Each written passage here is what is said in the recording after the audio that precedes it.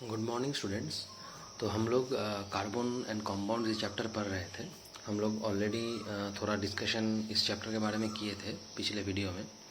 हम लोग covalent bond basically discuss किए थे कार्बन का, और कुछ मॉलिक्यूल का स्ट्रक्चर ड्रॉ किए थे कोवेलेंट कंपाउंड मॉलिक्यूल का। ठीक है, आज हम लोग पढ़ेंगे कि ये जो कोवेलेंट कंपाउंड हम पढ़े थे पिछले वीडियो में, इस कोवेलेंट कंपाउंड का प्रॉपर्टी क्या है, कैरेक्टरिस्टिक्स क्या है। ठीक है, कौन सा कैरेक्टरिस्टिक्स है कोवेलेंट कंपाउंड का, ये आज हम लोग स्टार्ट करेंगे। तो हेडिंग करो, properties of covalent compounds. Covalent compounds का क्या क्या कैरेक्टरिस्टिक्स या क्या क्या प्रॉपर्टीज़ है। देखो, पहला प्रॉपर्टीज़ क्या है। देखो, कोवेलेंट कंपाउंड क्या है। कोवेलेंट कंपाउंड मतलब एक ऐसा कंपाउंड जिसमें तुम्हें कोवेलेंट बॉन्ड देखने को मिलेगा, जो कोवेलेंट बॉन्ड से फॉर्मेशन होगा, उसी को हम लोग कोवेलेंट कंपाउंड बोलेंगे। ठीक है, तो इस कोवेलेंट कंपाउंड का पहला कैरेक्टरिस्टिक्स क्या होगा कि कोवेलेंट कंपाउंड का मेल्टिंग पॉइंट, बॉइलिंग पॉइंट बहुत कम होता है।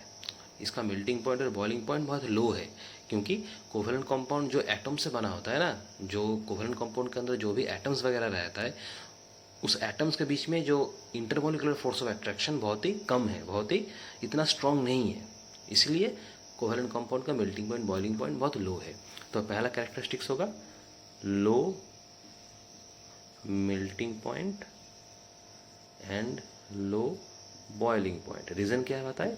रीज़न है कोवेलेंट कंपाउंड के बीच में जो एटम्स वगैरह रहता है, मतलब जो एटम से कोवेलेंट कंपाउंड बनता है, उस एटम्स वगैरह के बीच में इंटरमोलिकुलर फोर्स ऑफ अट्रैक्शन बहुत ही कम है, इतना स्ट्रांग नहीं है। इसके वजह से क्या मेल्टिंग पॉइंट, बॉइलिंग पॉइंट बहुत लो है। दूसरा प्रॉपर्टी क्या है। दूसरा प्रॉपर्टी है कि कोवेलेंट कंपाउंड कभी भी इलेक्ट्रिसिटी कंडक्ट नहीं कर सकता। मतलब कोवेलेंट कंपाउंड के अंदर से क्या इलेक्ट्रिसिटी कभी फ्लो नहीं करेगा। ठीक है, इसलिए कोवेलेंट कंपाउंड को क्या पोर कंडक्टर ऑफ इलेक्ट्रिसिटी बोला जाता है, क्योंकि इलेक्ट्रिसिटी कंडक्ट करने के लिए चार्ज्ड पार्टिकल का ज़रूरत होता है। चार्ज्ड पार्टिकल, या तो पॉजिटिव चार्ज या तो नेगेटिव चार्ज। और कोवेलेंट कंपाउंड में तुम्हें कोई भी चार्ज पार्टिकल मिलेगा नहीं, क्योंकि कोवेलेंट कंपाउंड फॉर्मेशन कैसे होता है, कोवेलेंट बॉन्ड से फॉर्मेशन होता है। कोवेलेंट बॉन्ड कैसे फॉर्मेशन होता है, अगर दोनों एटम के बीच में इलेक्ट्रॉन शेयर होता है, तो दो एटम क्या करता है, अपने इलेक्ट्रॉन शेयर कर लेता है एक दूसरे के साथ, उसके ऐसे ही कोवेलेंट बॉन्ड फॉर्मेशन होता है। ठीक है, तो इसमें कोई भी चार्ज पार्टिकल जनरेट नहीं होता। समझ में आ रहा है। इसीलिए कोवेलेंट कंपाउंड कभी भी इलेक्ट्रिसिटी फ्लो नहीं कर सकता, इसलिए इसको पुअर कंडक्टर ऑफ इलेक्ट्रिसिटी बोला जाता है। मतलब हम लोग क्या लिखेंगे, they are poor conductor of electricity, poor conductor of electricity. ठीक है, तीसरा खासियत क्या है, तीसरा प्रॉपर्टी कोवेलेंट कंपाउंड का, कि कोवेलेंट कंपाउंड क्या बहुत ही वोलाटाइल है। They are very volatile, because covalent compound में क्या जो एटम्स वगैरह रहता है, उनके बीच में क्या इंटरमोलिकुलर फोर्स ऑफ अट्रैक्शन बहुत ही वीक है, इतना स्ट्रांग नहीं है। इसीलिए अगर कोवेलेंट कंपाउंड को तुम हिट करोगे, ठीक है, तो इजीली वो क्या हो जाएगा, वोलाटाइल हो जाएगा, मतलब वेपराइज हो जाएगा। ठीक है, इसलिए ये बहुत ही क्या वोलेटाइल इन नेचर है। दे आर, हम लोग क्या लिखेंगे, they are generally volatile in nature. ठीक है, ये है तीन तो प्रॉपर्टी कोवेलेंट कंपाउंड का। ठीक है, तो कोवेलेंट कंपाउंड तो हम लोग पढ़े। अभी हम लोग पढ़ेंगे आयनिक कंपाउंड। आयनिक कंपाउंड, देखो आयनिक कंपाउंड क्या है।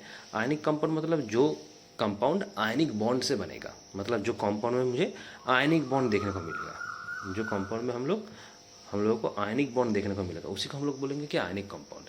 आयनिक कंपाउंड मतलब क्या, एक तो पॉजिटिव चार्ज जनरेट होगा, एक तो नेगेटिव चार्ज जनरेट होगा, और पॉजिटिव चार्ज नेगेटिव चार्ज के बीच में क्या एक इंटरमोलिकुलर फोर्स ऑफ अट्रैक्शन रहेगा, जो कि बहुत ही स्ट्रांग है। पॉजिटिव चार्ज जनरेट होगा और एक नेगेटिव चार्ज जनरेट होगा, और पॉजिटिव चार्ज नेगेटिव चार्ज मिलके एक बॉन्ड फॉर्मेशन करेगा, उसी को बोलेंगे हम आयनिक बॉन्ड। और ये जो बॉन्ड फॉर्मेशन करेगा ना, ये आयनिक बॉन्ड, ये बहुत ही स्ट्रांग है, क्योंकि पॉजिटिव चार्ज और नेगेटिव चार्ज के बीच में there is strong intermolecular force of attraction. यहाँ पे जो पॉजिटिव चार्ज और नेगेटिव चार्ज के बीच में एक इंटरमोलिकुलर फोर्स ऑफ अट्रैक्शन रहेगा, जो कि बहुत ही स्ट्रांग है। इसके वजह से आयनिक बॉन्ड बहुत स्ट्रांग होगा। समझ में आ रहा है। इस पॉजिटिव चार्ज नेगेटिव चार्ज मिलकर एक बॉन्ड फॉर्मेशन करेगा, जिसको हम लोग आयनिक बॉन्ड बोलेंगे, और ये आयनिक बॉन्ड बहुत ही स्ट्रांग है due to the strong intermolecular force of attraction between this two charges. तो इसको आयनिक बॉन्ड बोला जाता है। ठीक है, अच्छा, आयनिक बॉन्ड का एक एग्जांपल हम तुमको दिखाते हैं कि आयनिक कंपाउंड का एग्जांपल क्या है। जैसे कि मान लो NaCl, सोडियम क्लोराइड, ये एक आयनिक कंपाउंड है, क्योंकि ये सोडियम क्लोराइड NaCl एक आयनिक कंपाउंड इसीलिए है क्योंकि इसमें तुम्हें पॉजिटिव आयन मिलेगा, नेगेटिव आयन भी मिलेगा। ठीक है, यहाँ पे पॉजिटिव आयन कौन सा है? पॉजिटिव आयन है तुम्हारा Na+, और नेगेटिव आयन कौन सा है? नेगेटिव आयन है तुम्हारा Cl-। ठीक है, अब देखो कैसे ये NaCl फॉर्मेशन होता है, ये हम तुमको दिखाते हैं कि NaCl फॉर्मेशन कैसे होता है। जैसे हम लोग कोवेलेंट कंपाउंड के पिछले वीडियो में डायग्राम वगैरह ड्रॉ किए थे बहुत सारा कंपाउंड का, वैसे भी NaCl भी हम तुमको दिखा रहे हैं। देखो NaCl मतलब क्या, तुम्हें यहाँ पे सोडियम मिलेगा और क्लोरीन मिलेगा। ठीक है, सोडियम का एटॉमिक नंबर कितना है? 11। इसका अगर तुम इलेक्ट्रॉनिक कन्फिग्रेशन निकालोगे तो K में रहेगा 2 ठो, L में रहेगा 8 ठो और M में रहेगा 1 ठो। ठीक है, क्लोरीन का क्या है? Atomic number 17। इसका अगर KLN तुम करोगे तो कितना रहेगा? 2 रहेगा, 8 रहेगा, 7 रहेगा, 17। ठीक है, अब देखो सोडियम के लिए M तुम्हारा वैलेंस सेल है क्योंकि यही लास्ट सेल है। क्लोरीन के लिए M तुम्हारा वैलेंस सेल है क्योंकि क्लोरीन के लिए यही लास्ट सेल है।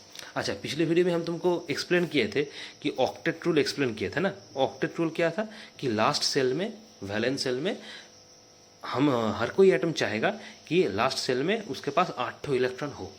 ठीक है, उसी को बोला जाएगा ऑक्टेट रूल। लास्ट सेल में मतलब वैलेंस सेल में 8 ठो इलेक्ट्रॉन रहेगा। ठीक है, उसी को बोला जाएगा ऑक्टेट रूल। तो हर कोई एटम ये कोशिश करेगा कि अपना लास्ट सेल में 8 ठो इलेक्ट्रॉन पाने के लिए। ठीक है, तो सोडियम के पास देखो 1 ठो इलेक्ट्रॉन है लास्ट सेल में। अगर सोडियम इस 1 ठो इलेक्ट्रॉन को छोड़ देगा तो क्या उसका लास्ट सेल क्या बन जाएगा? L बन जाएगा, जिसमें 8 ठो इलेक्ट्रॉन है। मतलब सोडियम क्या ऑक्टेट स्टेट अचीव कर लेगा। अच्छा, क्लोरीन के पास लास्ट सेल क्या? M है, 7 इलेक्ट्रॉन से। मतलब क्लोरीन अगर 1 ठो इलेक्ट्रॉन किसी से ले लेगा तो क्लोरीन का M सेल भी 8 ठो इलेक्ट्रॉन हो जाएगा। मतलब क्लोरीन भी तुम्हारा स्टेबल हो जाएगा। ठीक है, मतलब क्या, सोडियम जो इलेक्ट्रॉन छोड़ेगा वो इलेक्ट्रॉन क्लोरीन एक्सेप्ट कर लेगा। मतलब क्या हुआ, सोडियम अपना एक लास्ट इलेक्ट्रॉन M सेल का जो इलेक्ट्रॉन है वो क्लोरीन को दे देगा।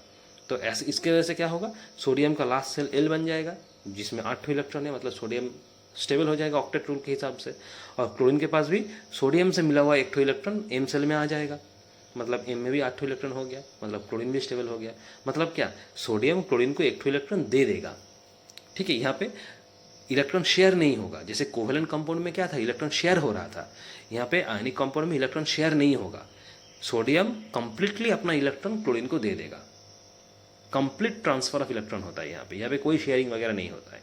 ठीक है, यहाँ पे क्या होता है, complete transfer of electron, complete transfer of electron.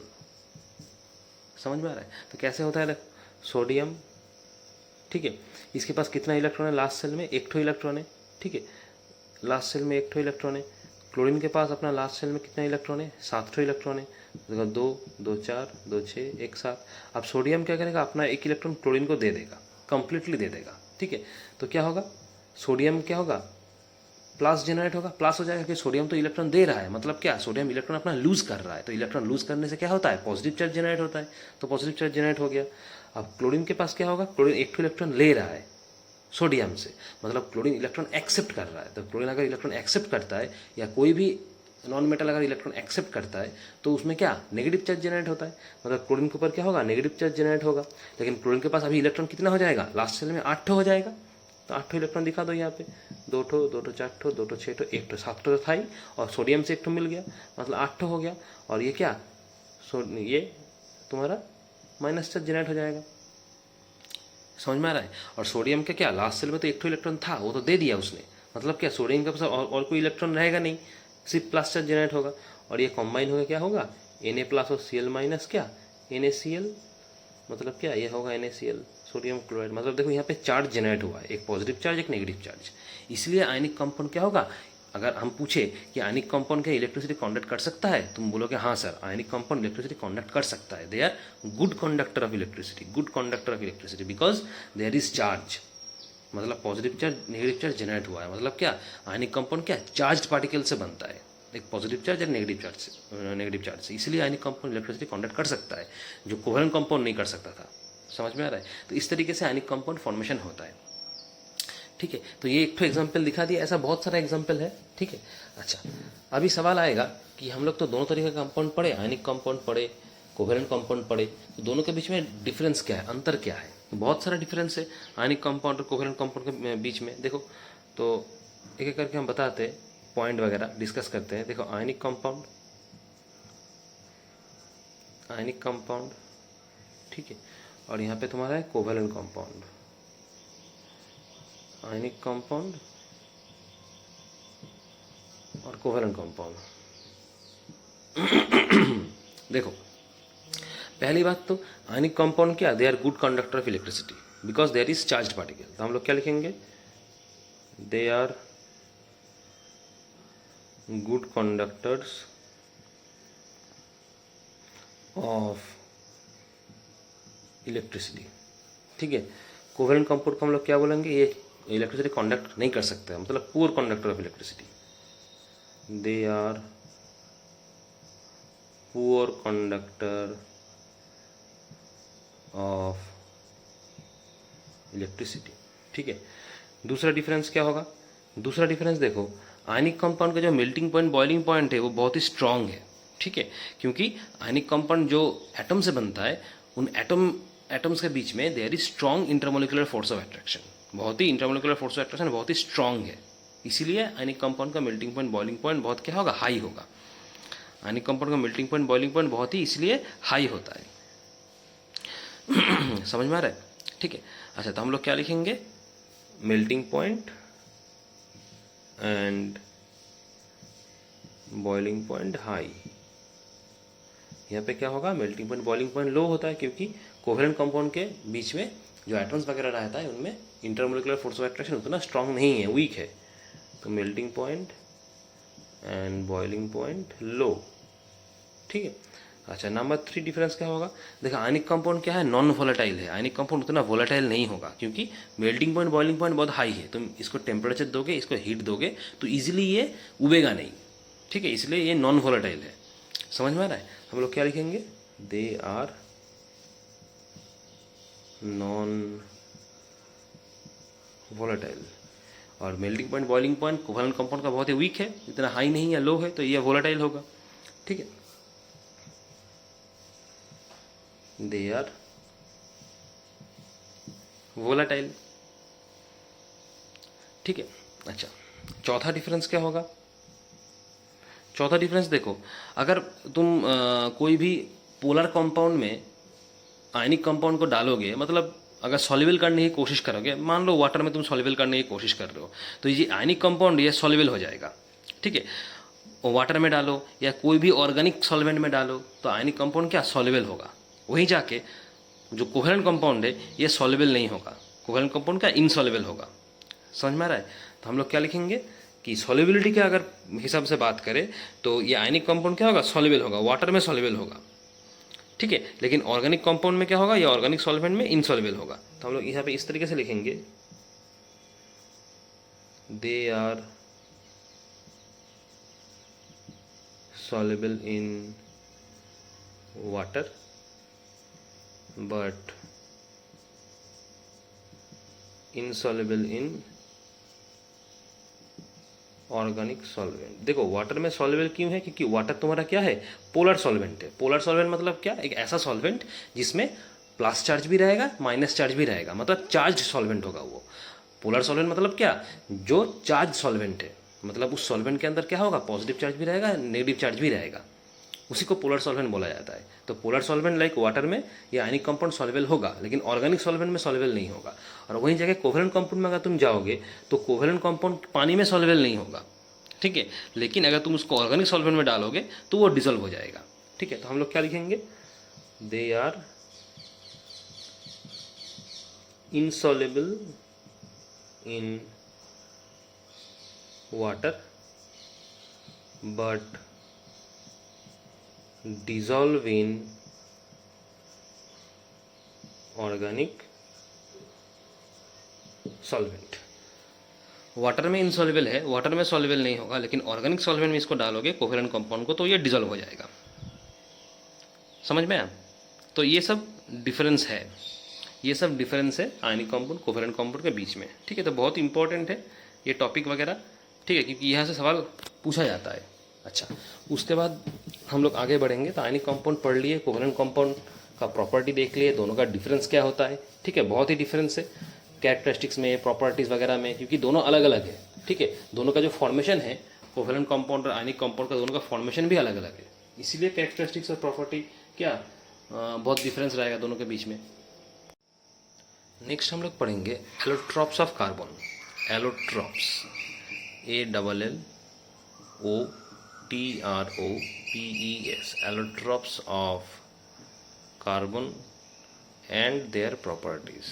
Carbon का एलोट्रॉप्स और उनका क्या क्या प्रॉपर्टी है, प्रॉपर्टीज। देखो पहली बात तो एलोट्रॉप्स एक नया वर्ड है, ठीक है, तो इसलिए हम लोग जानेंगे पहले कि एलोट्रॉप्स ऑफ कार्बन मतलब क्या, कार्बन का एलोट्रॉप्स मतलब क्या क्या है। ठीक है, देखो एलोट्रॉप्स मतलब क्या है कि एलोट्रॉप्स एक ऐसा प्रॉपर्टी है, ठीक है, एलिमेंट का, जिसमें क्या एलिमेंट तुम्हारा क्या एक से ज़्यादा फॉर्म में रहेगा। एलिमेंट क्या रहेगा, एक से ज़्यादा फॉर्म में रहेगा, मतलब उस एलिमेंट का तुम्हारा एक फॉर्म नहीं मिलेगा, एक से ज़्यादा फॉर्म मिलेगा। और हर एक का फिजिकल प्रॉपर्टी क्या होगा, डिफरेंट डिफरेंट होगा, लेकिन केमिकल प्रॉपर्टी सेम रहेगा। उसी को हम लोग क्या बोलेंगे, डिफरेंट डिफरेंट जो फॉर्म में मिलता है उसी को हम लोग बोलेंगे एलोट्रॉप्स। ठीक है, और एक बार एक्सप्लेन कर रहे हैं, एलोट्रॉप्स क्या है, एक प्रॉपर्टी है एलिमेंट का, जिस प्रॉपर्टी के अंदर उस एलिमेंट का तुम्हें एक से ज़्यादा फॉर्म मिलेगा, मोर देन वन फॉर्म तुम्हें मिलेगा। ठीक है, और हर एक का फिजिकल प्रॉपर्टी क्या होगा, अलग अलग होगा, लेकिन केमिकल प्रॉपर्टी सेम रहेगा। ठीक है, तो उस अलग अलग एलिमेंट्स को बोला जाता है एलोट्रॉप्स, और जो प्रॉपर्टी है एलिमेंट का उसका नाम है एलोट्रॉपी, उसका नाम है एलोट्रॉपी। ठीक है, तो देखो इसमें क्या रहता, क्या है, more than one form exist, more than one form exist, कोई भी एक एलिमेंट का एक से ज़्यादा फॉर्म एग्जिस्ट करेगा, एक से ज़्यादा फॉर्म तुमको देखने को मिलेगा। ठीक है, यहाँ पे लिखोगे more than one form exist. ठीक है, अच्छा दूसरा क्या होगा, फिजिकल प्रॉपर्टी हर एक का अलग अलग होगा। ठीक है, each form has different physical property, हर एक का फिजिकल प्रॉपर्टी डिफरेंट होगा। ठीक है, लेकिन जो केमिकल प्रॉपर्टी है वो आइडेंटिकल होगा, वो सेम रहेगा। हम लोग क्या लिखेंगे, identical chemical properties. Each form has identical chemical property, हर एक का केमिकल प्रॉपर्टी आइडेंटिकल है, लेकिन फिजिकल प्रॉपर्टी अलग अलग है। ठीक है, और more than one form exist करता है, तो इसी को हम लोग क्या बोलेंगे, एलोट्रॉप्स बोलेंगे। उस डिफरेंट डिफरेंट फॉर्म को हम लोग एलोट्रॉप्स बोलेंगे, और जो प्रॉपर्टी की वजह से ये होता है उस प्रॉपर्टी का नाम है एलोट्रॉपी, उस प्रॉपर्टी का नाम है एलोट्रॉपी। तो ये एलोट्रॉपी दिखता किस में है, कार्बन में दिखता है, क्योंकि कार्बन ही एक ऐसा एलिमेंट है जिसका एक से ज़्यादा फॉर्म तुम्हें देखने को मिलेगा, और हर एक फॉर्म का फिजिकल प्रॉपर्टी तो सेम होगा, लेकिन केमिकल प्रॉपर्टी फिजिकल प्रॉपर्टी तो डिफरेंट होगा, लेकिन केमिकल प्रॉपर्टी तुम्हारा सेम रहेगा। ठीक है, तो एलोट्रॉप्स ऑफ कार्बन इसलिए बोला जाता है कि कार्बन एलिमेंट का ही तुम्हें एलोट्रॉप्स देखने को मिलेगा, इसलिए कार्बन का एलोट्रॉपी नेचर है। ठीक है, अच्छा उसके बाद हम लोग पढ़ेंगे कि ये जो हम लोग बोल रहे हैं कि कार्बन का डिफरेंट डिफरेंट एलोट्रॉपिक फॉर्म रहेगा, तो मेनली कार्बन का हमें दो डिफरेंट डिफरेंट एलोट्रॉपिक फॉर्म देखने को मिलता है। कार्बन का मेनली दो डिफरेंट डिफरेंट एलोट्रॉपिक फॉर्म को देखने को मिलता है। पहला वाला जो फॉर्म है, एलोट्रॉपिक फॉर्म है, उसको बोला जाता है क्रिस्टलाइन फॉर्म, उसको बोला जाता है क्रिस्टलाइन फॉर्म। कार्बन का पहला जो एलोट्रॉपिक फॉर्म वो है क्रिस्टलाइन फॉर्म। दूसरा जो एलोट्रॉपिक फॉर्म है उसको बोला जाता है micro crystalline form, micro crystalline form, और इसका और एक नाम भी है, इसको बोला जाता है amorphous form, amorphous form, micro crystalline form या एमोर्फस फॉर्म। ठीक है, तो इस दो फॉर्म में कार्बन का हम लोगों को एलोट्रॉप्स देखने को मिलेगा। एग्जाम्पल क्या होगा, क्रिस्टलाइन फॉर्म में कौन सा एलिमेंट है, कौन सा एलोट्रॉप्स है क्रिस्टलाइन फॉर्म में। जनरली क्रिस्टलाइन फॉर्म में तुम्हें तीन देखने को मिलेगा एलोट्रॉपिक फॉर्म, डायमंड होगा, ग्राफाइट होगा और फुलेरिन होगा। तो एग्जाम्पल हम लोग क्या लिखेंगे, डायमंड लिखेंगे, ग्राफाइट लिखेंगे और फुलेरिन लिखेंगे। ये तीन है क्रिस्टलाइन फॉर्म के अंदर, कार्बन का तीनों एलोट्रॉप्स है, तीनों में ही कार्बन रहता है। ठीक है, अच्छा माइक्रो क्रिस्टलाइन फॉर्म का एग्जाम्पल क्या होगा, और एमोर्फस फॉर्म का एग्जाम्पल क्या होगा, कोल होगा, ठीक है, लैम्प ब्लैक होगा और चारकोल होगा। यहाँ पे भी तीन देखने को मिलेगा, कोल, लैम्प ब्लैक और चारकोल। कोल होगा, लैम्प ब्लैक होगा और चारकोल होगा, ये तीन में भी कार्बन रहता है। ठीक है, तीन में भी कार्बन रहेगा। तो ये सब कुछ तुम्हारा क्या है, कार्बन का एलोट्रॉप्स है। तो इसी के बारे में थोड़ा बहुत हम लोग डिस्कस करेंगे, लेकिन यहाँ पे याद रखना ये जो तीन हम लोग पढ़े ना, ये तीन मतलब क्रिस्टलाइन फॉर्म जो पढ़े यही मेन इंपॉर्टेंट है। इस कोल, लैम्प ब्लैक और चारकोल से भी ये तीनों इंपॉर्टेंट है। ठीक है, तो देखो हम लोग एक एक करके डिस्कस कर रहे हैं। पहले हम लोग डायमंड से स्टार्ट करेंगे, उसके बाद ग्राफाइट पढ़ेंगे, उसके बाद फ्लूरिन पढ़ेंगे। मतलब पहला हम लोग क्रिस्टलन फॉर्म को एक्सप्लेन करेंगे। ठीक है, कार्बन का जो क्रिस्टलन अल्ट्रोपिक फॉर्म है। तो देखो पहला आता है डायमंड। डायमंड तो हम लोग पता है हम लोगों को कि डायमंड क्या है। ठीक है बहुत कीमती चीज़ है। ठीक है ना। अच्छा देखो जनरल प्रॉपर्टी इसका क्या होगा, मेन प्रॉपर्टी क्या होगा। देखो कार्बन बहुत ही क्या है, देखने में क्या है, ये कलरलेस है, कलरलेस और एक ट्रांसपेरेंट सब्सटेंस है। ठीक है, और इसमें क्या रहता है, बहुत ही रिफ्रैक्टिव इंडेक्स बहुत ज़्यादा है। रिफ्रैक्टिव इंडेक्स तुम लोग बाद में समझोगे, बाद में तुम लोग का ये चैप्टर है उसके अंदर हम समझाएंगे। क्योंकि रिफ्रैक्टिव इंडेक्स बहुत ही ज़्यादा है, इसलिए डायमंड क्या होता है, बहुत ही चमकता है और बहुत ही हार्ड है। ये बहुत ही हार्ड सब्सटेंस है, इतना इजीली टूटेगा नहीं। ठीक है, बहुत ही स्ट्रांग है, बहुत ही हार्ड है। तो मेनली बेसिकली क्या है, ये कलरलेस ट्रांसपेरेंट सब्सटेंस है। इसके अंदर क्या है, बहुत ही हाई रिफ्रैक्टिव इंडेक्स है, बहुत ही भारी है, बहुत ही हेवी है और बहुत ही हार्ड है। ठीक है, तो ये है इसका जनरल प्रॉपर्टी। मतलब अगर हम नॉर्मल बात करें डायमंड का, तो ये जनरल प्रॉपर्टी है। तो एक एक करके हम लोग लिखेंगे। पहला क्या बोले, colourless transparent substance with high refractive index. ठीक है, with high refractive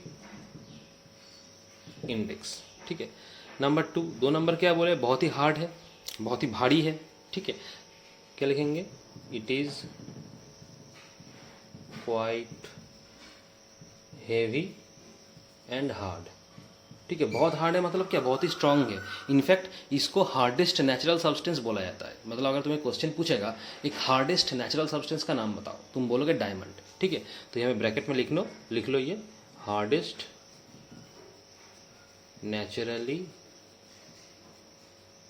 occurring substance. बहुत ही हार्ड है, इसलिए इसको हार्डेस्ट बोला जाता है। एक्चुअली ये हार्डेस्ट नेचुरली ऑकरिंग सब्सटेंस है डायमंड। ठीक है, अच्छा ये इलेक्ट्रिसिटी कंडक्ट नहीं कर सकता। तीसरा क्या प्रॉपर्टी क्या होगा, ये डायमंड में से क्या इलेक्ट्रिसिटी कंडक्ट नहीं होता है। ठीक है, क्योंकि इसमें कोई भी फ्री इलेक्ट्रॉन वगैरह नहीं रहता है। इलेक्ट्रिसिटी कंडक्ट करने के लिए या तो चार्ज पार्टिकल होने का जरूरी है या तो फ्री इलेक्ट्रॉन चाहिए। ठीक है, लेकिन इसमें कोई भी फ्री इलेक्ट्रॉन से चार्ज पार्टिकल रहता नहीं है, इसलिए डायमंड क्या इलेक्ट्रिसिटी कंडक्ट नहीं कर सकता। ठीक है, और इसका थर्मल कंडक्टिविटी और मेल्टिंग पॉइंट बहुत ही हाई है। मेल्टिंग पॉइंट, थर्मल कंडक्टिविटी बहुत ही हाई है। तो हम लोग क्या लिखेंगे, एक एक करके लिखेंगे कि ये डायमंड क्या इलेक्ट्रिसिटी कंडक्ट नहीं कर सकता। तो हम लोग क्या लिखेंगे, does not conduct electricity conduct नहीं कर सकता। और मेल्टिंग पॉइंट और थर्मल कंडक्टिविटी क्या है, हाई है। ये चौथा प्रॉपर्टी इसका, high thermal conductivity and high melting point.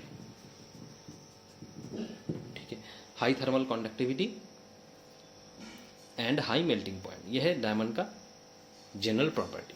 ठीक है, अब आते हैं डायमंड के स्ट्रक्चर की तरफ। डायमंड का स्ट्रक्चर क्या होगा, तो डायमंड मतलब क्या, ये तो कार्बन का एलोट्रोपिक फॉर्म है ना, मतलब डायमंड क्या होगा, कार्बन से बनता है। ठीक है, ये बहुत ही एक जायंट मॉलिक्यूल है कार्बन का, मतलब बहुत ही बड़ा होता है, बहुत ही जायंट मॉलिक्यूल है। मतलब एक एक कार्बन एक दूसरे के साथ लिंक होके एक बहुत बड़ा जायंट मॉलिक्यूल फॉर्मेशन करता है, जो कि डायमंड है। तो हम लोग क्या बोलेंगे कि it is a giant molecule of carbon atoms in which each carbon atom is bonded to 4 other carbon atoms forming a rigid 3 dimensional network structure, जिसको हम लोग क्या बोलेंगे, डायमंड बोलेंगे। मतलब एक कार्बन के साथ दूसरा कार्बन जुड़ेगा, मतलब एक कार्बन यहाँ पे क्या होता है, 4 कार्बन के साथ जुड़ता है, वो कार्बन फिर और 4 कार्बन के साथ जुड़ेगा, वो कार्बन फिर और 4 कार्बन के साथ जुड़ेगा, ऐसे करके चलता रहेगा और करते करते एक बहुत ही विशाल, बहुत ही जायंट मॉलिक्यूल फॉर्मेशन करेगा, 3 डायमेंशनल स्ट्रक्चर फॉर्मेशन करेगा, जिसको क्या बोलेंगे हम लोग, डायमंड बोलेंगे। तो कुछ इस तरीके का होता है। देखो हम लोग अगर बात करें तो एक कार्बन कितने कार्बन से जुड़ेगा, 4 कार्बन से जुड़ेगा। तो देखो एक कार्बन 4 कार्बन से जुड़ेगा। ठीक है, ये कार्बन फिर और 4 कार्बन से जुड़ेगा, देखो उसके बाद ये कार्बन फिर और 4 कार्बन से जुड़ेगा, देखो ये कार्बन फिर और 4 कार्बन से जुड़ेगा। इस तरीके से एक विशाल क्या होता है, तुम्हारा मॉलिक्यूल फॉर्मेशन होगा, जिसको डायमंड बोला जाता है। ये एक जायंट मॉलिक्यूल है। ठीक है, और 3 डायमेंशनल नेटवर्क स्ट्रक्चर प्रोड्यूस करता है, समझ में आ रहा है। और इसीलिए ये बहुत ही हार्ड है, क्योंकि मॉलिक्यूल तो बहुत बड़ा होगा ना, क्योंकि एक कार्बन 4 कार्बन के साथ जुड़ेगा, वो फिर जाके और 4 कार्बन के साथ जुड़ेगा, तो ये चलता रहेगा, ठीक है। इसलिए ये 3 डायमेंशनल स्ट्रक्चर प्रोड्यूस करता है, बहुत ही हार्ड है, समझ में आ रहा है। तो इस तरीके का होता है, ये इतना हार्ड है कि इसको तुम्हें मतलब अगर ब्रेक करना चाहते हो ना तो बहुत ही एनर्जी देना पड़ेगा, बहुत ही हीट देना पड़ेगा, ये इतना स्ट्रांग है, समझ में आ रहा है। इसका रिफ्रैक्टिव इंडेक्स भी बहुत हाई है, मेल्टिंग पॉइंट, बॉइलिंग पॉइंट वगैरह भी बहुत हाई है। तो ये हो गया इस तुम्हारा डायमंड का स्ट्रक्चर। तुम लोग का बुक में देखना सब कुछ एक्सप्लेन किया हुआ है, ठीक है। हम भी थोड़ा समझा दिए, तो पढ़ोगे तो समझ में आ जाए, कोई प्रॉब्लम नहीं होगा यहाँ पे, ठीक है। अच्छा, तो ये हो गया डायमंड का बारे में हम लोग पढ़ लिए। उसके बाद हम लोग पढ़ेंगे ग्राफाइट। नेक्स्ट जो क्रिस्टलाइन फॉर्म है, एलोट्रोपिक फॉर्म है कार्बन का, वो है ग्राफाइट। ग्राफाइट तो देखो, पहले हम लोग क्या प्रॉपर्टी डिस्कस करेंगे, जनरल प्रॉपर्टी क्या है ग्राफाइट का, जैसे डायमंड का था ग्राफाइट का भी रहेगा। तो जनरल प्रॉपर्टीज में क्या है, देखो ग्राफाइट क्या है, कलर क्या है इसका, ये ग्रेइश ब्लैक कलर का होता है। इसका कलर क्या है ग्राफाइट का, ग्रेइश ब्लैक कलर का होता है, और ओपेक सब्सटेंस है, ट्रांसपेरेंट नहीं है, ठीक है। तो हम लोग क्या पढ़ेंगे, ये पहला प्रॉपर्टी क्या आएगा, greyish black opaque substance, opaque substance, ठीक है। दूसरा क्या है प्रॉपर्टी, दूसरा प्रॉपर्टी होगा कि ये जो ग्राफाइट बढ़े ना, ये डायमंड से बहुत ही हल्का है। मतलब नॉर्मली ग्राफाइट भारी होता है, लेकिन डायमंड से लाइटर है, डायमंड जितना भारी नहीं है, ठीक है। और बहुत ही स्मूथ है, बहुत स्लिपरी है, मतलब इसको अगर तुम छूओगे ना तो ये स्लिपरी फील होगा तुमको, ठीक है। तो हम लोग क्या बोलेंगे, it is lighter than diamond, भारी है लेकिन डायमंड से कम भारी, ठीक है। It is lighter than diamond, smooth and slippery, ठीक है। तीसरा प्रॉपर्टी क्या होगा, तीसरा प्रॉपर्टी देखो, ये डायमंड इलेक्ट्रिसिटी कंडक्ट कर सकता है, this is good conductor of electricity, क्योंकि इसके अंदर क्या रहता है, फ्री इलेक्ट्रॉन्स रहता है, लेकिन बैड कंडक्टर ऑफ हीट। क्या बोले, गुड कंडक्टर ऑफ इलेक्ट्रिसिटी, क्योंकि इसके अंदर फ्री इलेक्ट्रॉन्स रहता है जो डायमंड में नहीं था, लेकिन बैड कंडक्टर ऑफ हीट, ठीक है। तो हम लोग क्या लिखेंगे, तीसरा प्रॉपर्टी लिखेंगे गुड कंडक्टर ऑफ इलेक्ट्रिसिटी, ये फ्री इलेक्ट्रॉन्स रहता है इसके अंदर। चौथा वाला पॉइंट क्या लिखेंगे, bad conductor of heat, heat इतना अच्छा फ्लो नहीं कर सकता ग्राफाइट के अंदर, इसलिए बैड कंडक्टर ऑफ हीट, ठीक है। तो ये हो गया ग्राफाइट का प्रॉपर्टी। अब आते हैं ग्राफाइट का स्ट्रक्चर।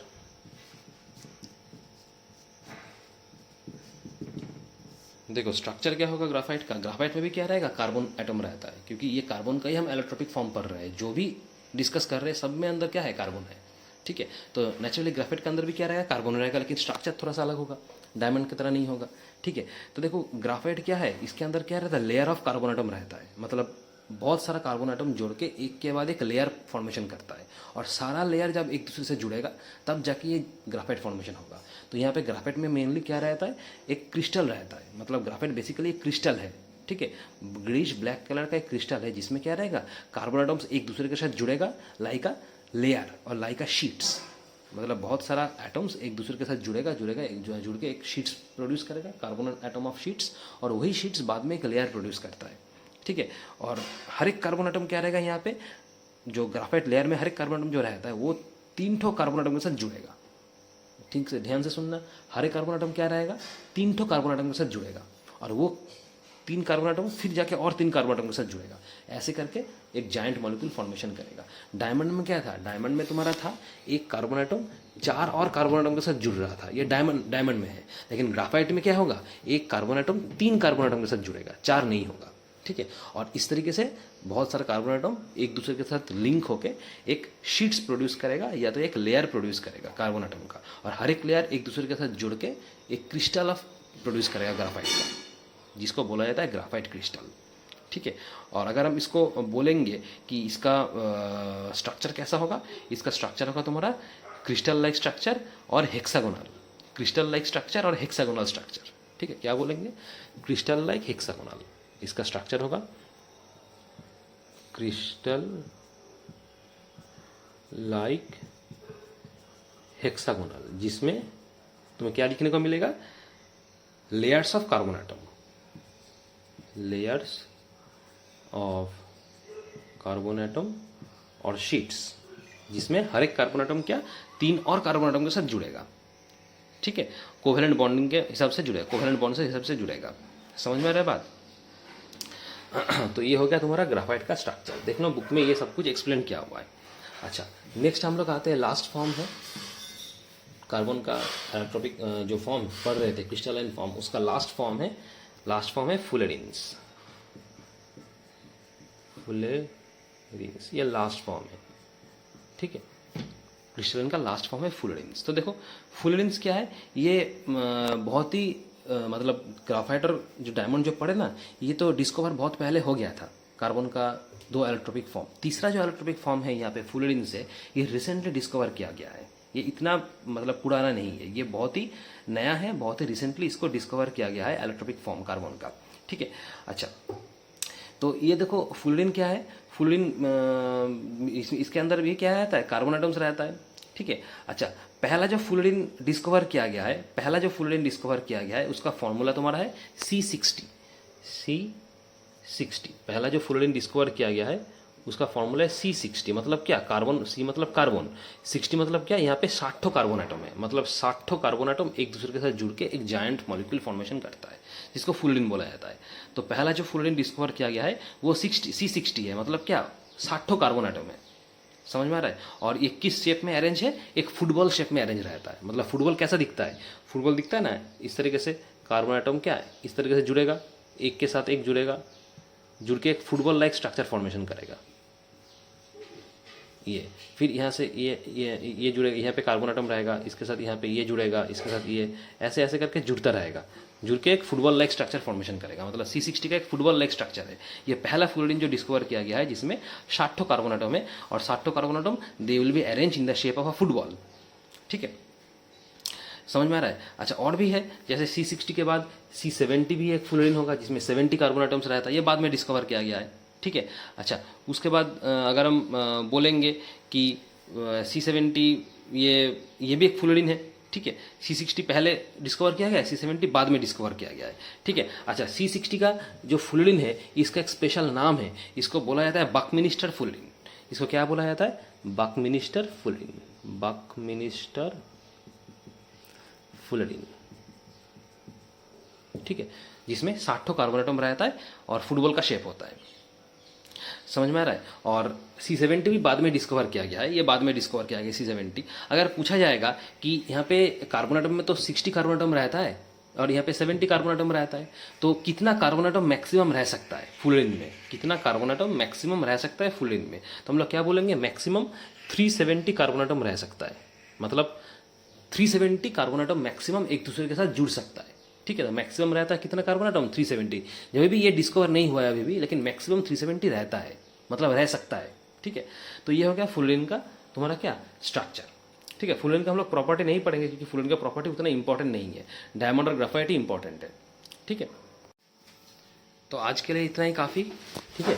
हम लोग टोटल डिस्कस किए कार्बन का इलेक्ट्रॉस वगैरह डिस्कस किए, क्रिस्टलाइन फॉर्म वाला, नॉन क्रिस्टलाइन फॉर्म वगैरह डिस्कस किए, ठीक है। उसके पहले आयनिक बॉन्ड डिस्कस किए, कोवेलेंट बॉन्ड का प्रॉपर्टी, दोनों का डिफरेंस क्या है, ये सब कुछ हम लोग डिस्कस किए, ठीक है। तो आज के लिए इतना ही हम लोग डिस्कशन करेंगे। नेक्स्ट क्लास में हम लोग इसको और आगे लेके जाएंगे, क्योंकि ये जो चैप्टर ये बहुत ही डिटेल्स में दिया हुआ है, बहुत ही बड़ा चैप्टर है, तो थोड़ा थोड़ा करके हम लोग कंप्लीट करेंगे, एक्सप्लेन करेंगे, ठीक है। तो थैंक यू।